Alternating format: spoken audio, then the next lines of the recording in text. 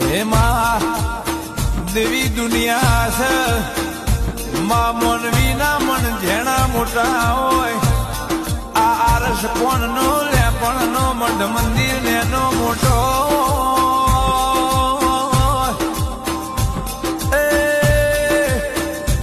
પણ એ ગોખલામાં એ બેઠેલી એ દેવીઓ કોઈની નાની મોટી ના હોય. તમે તમારા દેરાને જેટલું મોટું કરો એટલું તમારું દેવ તમને મોટું કરાવવાનું ના રે.